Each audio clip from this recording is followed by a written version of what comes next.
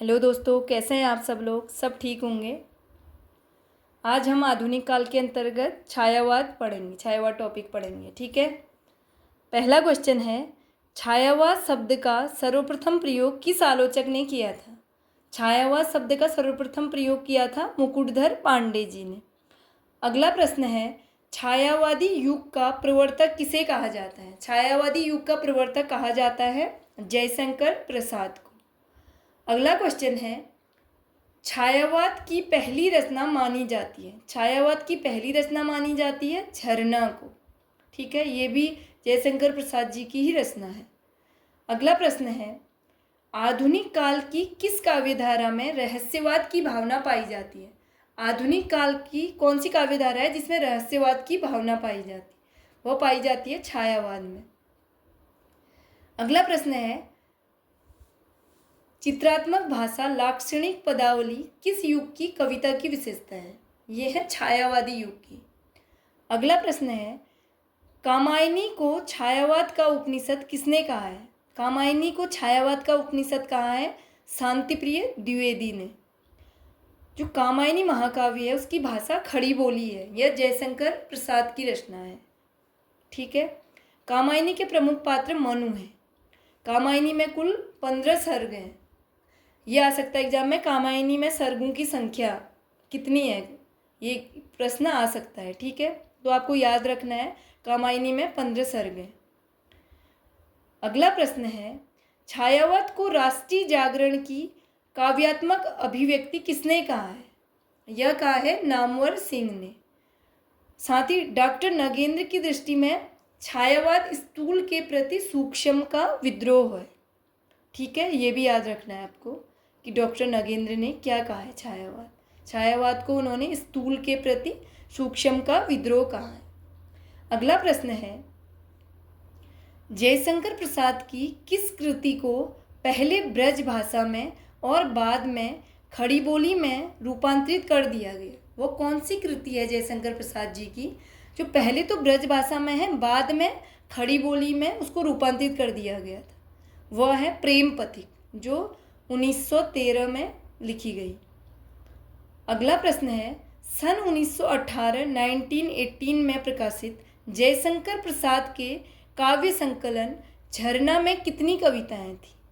झरना में कविताएं थी 24 कविताएं, 24 आपको याद रखनी है। ठीक है, महत्वपूर्ण प्रश्न है। अगला प्रश्न है, आंसू है, आंसू जयशंकर प्रसाद की कृति है, यह एक विरह काव्य है। ठीक है। अगला प्रश्न है, जयशंकर प्रसाद की कृतियां हैं, जयशंकर प्रसाद की कौन कौन सी कृतियां हैं? वह है झरना, लहर, ध्रुव स्वामिनी और स्कंदगुप्त। ठीक है। अगला प्रश्न है, निहार, रश्मि, नीरजा, ये काव्य संग्रह हैं, ये हैं महादेवी वर्मा के, निहार, रश्मि और नीरजा। महादेवी वर्मा का अगला प्रश्न है, महादेवी वर्मा का प्रथम काव्य संकलन है, महादेवी वर्मा का प्रथम काव्य संकलन है निहार। अगला प्रश्न है, सप्तपर्णा किसकी कृति है? सप्तपर्णा है महादेवी वर्मा की कृति। अगला प्रश्न है, मैं नीर भरी दुख की बदली, यह कथन किसका है? यह किसने कहा है कि मैं नीर भरी दुख की बदली? यह कहा है महादेवी वर्मा ने। अगला प्रश्न है, हिंदी काव्य की आधुनिक मीरा किसे कहा जाता है? हिंदी काव्य की आधुनिक मीरा कहा जाता है महादेवी वर्मा को।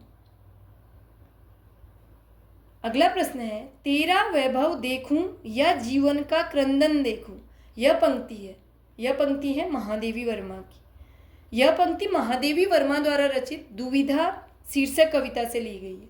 ये आपको ऐसा भी क्वेश्चन आ सकता है कि तेरा वैभव देखूं या जीवन का क्रंदन देखूं, यह पंक्ति महादेवी वर्मा की कौन सी कविता से लिया गया? तो आपको याद रखना है दुविधा शीर्षक कविता से लिया गया है। ठीक है।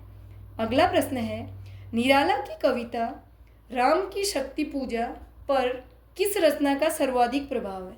निराला की सूर्यकांत त्रिपाठी निराला जी की प्रसिद्ध काव्य कृति है ये राम की शक्ति पूजा, उनकी रचना है, काव्य कृति नहीं, उनकी रचना है। इस पर सबसे ज़्यादा प्रभाव पड़ा कृतिवास रामायण का। ठीक है। अगला प्रश्न है, सुमित्रानंदन पंत का जन्म स्थान कहाँ है? सुमित्रानंदन पंत का जन्म स्थान है कौसानी, ये उत्तराखंड में पड़ता है। ठीक है, अगला प्रश्न है, कला और बूढ़ा चाँद के लेखक हैं। कला और बूढ़ा चाँद किसकी रचना है? ये किया है सुमित्रानंदन पंत की रचना। ठीक है दोस्तों, अगले क्वेश्चन हम अगली क्लास में पढ़ेंगे।